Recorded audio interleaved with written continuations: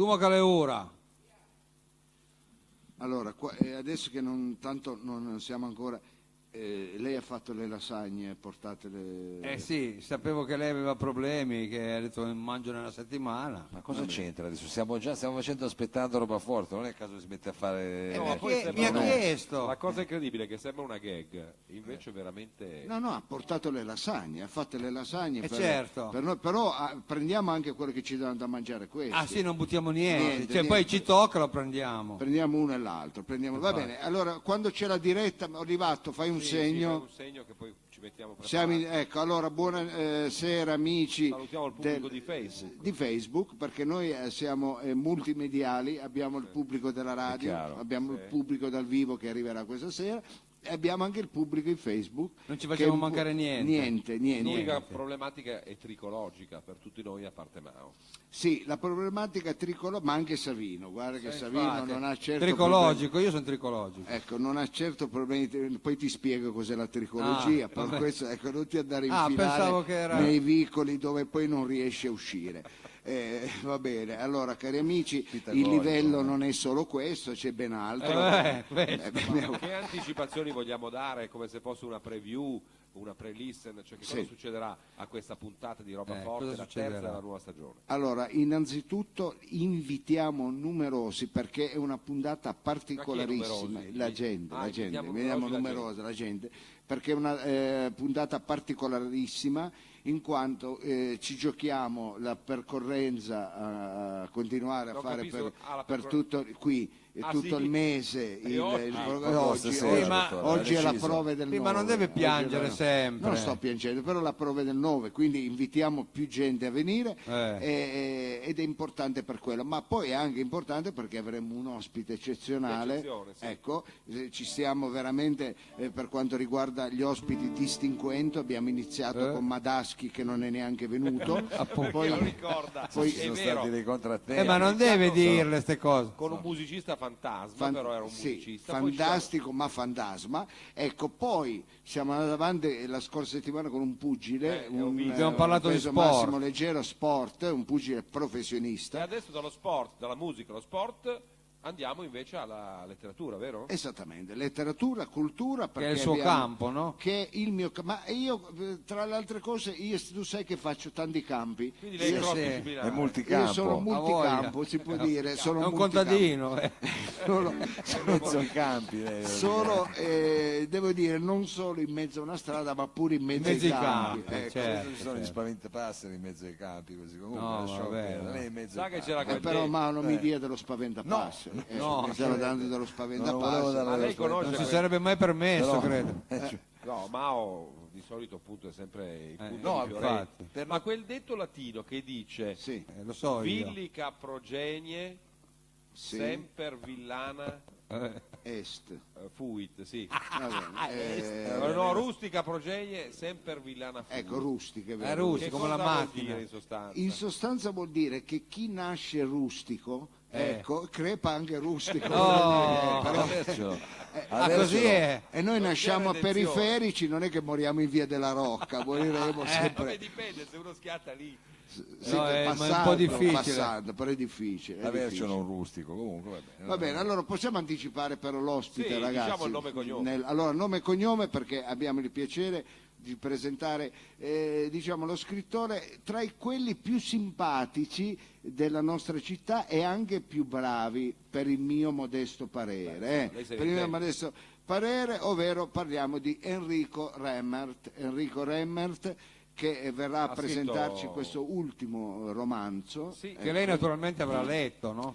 Che io non ho letto, ma ho fiutato che è buono, non ho letto, ma lei fiuta. Remmert mi ha telefonato l'altra settimana dicendo: come facciamo a far recapitare il libro al dottor Lo Sapio? E va bene. Ho detto: guarda, io non ci sono, però io questo lo sto tenendo bene, così poi me lo vendo, ecco, a 12 euro questo me lo vendo, però sto dicendo autografato, infatti c'ha la dedica, c'è la delega. No, ancora non ce l'ho, ma la faccio c'è sicuro, c'è la delega. Il problema qual è? Che io faccio lo spiritoso, ma il libro è bellissimo perché l'ho letto. Fa le finte. Il libro l'ho letto, non tutto ho letto, però la quarta di copertina, ecco. Vabbè, sto terminando perché perché Beh, poi c'è anche un racconto che parla proprio dei Murazzi. c'è un luogo che lei racconto ha dei conosciuto Murazzi, anche Cuba. E io, Anche Cuba lei ha conosciuto. interessa il Giappone, un giapponese, un barbiere, io mi interesso di barbieri. Il barbiere giapponese. Che le sì. interessa a lei di barbieri? Barbiere, e poi ci sono anche il buttafuori albanese, Sì, i cani, ecco. C'è un po' di tutto, Un po' di racconti tutto. molto diversi tra loro. Chiederemo alla penna mirabile di Enrico Remer di raccontarci un po' come è nata questa selezione di racconti confluiti in questo libro. Poi avremo un rientro di una rubrica storica del nostro palinsesto Sì. e una mezza novità, perché ogni settimana presentiamo una novità. Tu Lei la è scorsa una non cosa c'eri. pazzesca. Cosa è successo la abbiamo, scorsa? abbiamo fatto una bella rubrica che è stato il quarto occhio, che è piaciuta Bellissimo. tanto. Ah, sì? è piaciuta. E di cosa trattava? È arte moderna. Ah, arte che moderna, bello, che bellissimo. peccato Siamo averla successo è piaciuta, proprio, perché poi adesso qui a piaciuta. Torino succederà anche insomma l'arte moderna. La settimana delle Sì, arti c'è contemporanee. Paperissima. Bellissima. Non barberissima, quella no, è artissima. Ma che Paperissima di Walt Disney, quella mi che sembra, fanno a no? San Salvario, come si chiama? Si chiama Paperissima. Ma quella è paratissima. Paratissima, ecco, va bene. Mi ha dato un'idea, inviteremo, possiamo invitare anche esponenti del mondo dell'arte contemporanea. Forse verrà Pistoletto la prossima settimana. Adesso Michelangelo vediamo- Ma non so se abbiamo posto però. No, ce l'abbiamo, Sì? lo troviamo. Va bene, allora ragazzi, avete capito che come sempre il menù è Il bello menù è ricco, ricco. È ricco. il menù è bello ricco, non vi rimane che venirci a trovare dove? Corso Sommeliere, che numero? Il 12. Ma è sommelier, non sommeliere. Come si chiama questo locale? Birrificio delle officine ferroviarie. Sa Che- cos'è che io dico, dottor Lo Sapio? Che davanti alla scuola di mia figlia a un certo punto un papà mi ha detto: ma ho visto un video, non sapevo che ti dilettassi in queste cose. Ogni tanto mi viene da pensare, ma dico, noi non ci vergogniamo? Io sì. Ma perché? Io inizio a vergognarmi adesso a quasi 55 anni, inizio a No, vergognarmi. non aumenti l'età adesso. Però devo essere sincero, no, ho detto quasi. Ah, quasi. Cioè, Quasi. a 54 Ma anche anni perché? inizio a vergognarmi, ma Non molla. non mollo perché non ho altro da fare. Non ho altro da fare. Mi sembra la canzone di Tenco. Esatto, avessi un'alternativa, non ce l'ho. Ma allora io posso dire al nostro pubblico di venirci a trovare, venire anche per cena, perché qui si mangia molto bene, e poi assistere al nostro spettacolo, che è uno spettacolo che io amo definire uno spettacolo di salute, uno spettacolo di salute, uno spettacolo di salute, uno spettacolo di salute, uno spettacolo di salute, uno spettacolo di salute, uno spettacolo di salute, è uno spettacolo di salute. C'è pure Bruno e il nostro amico RVM.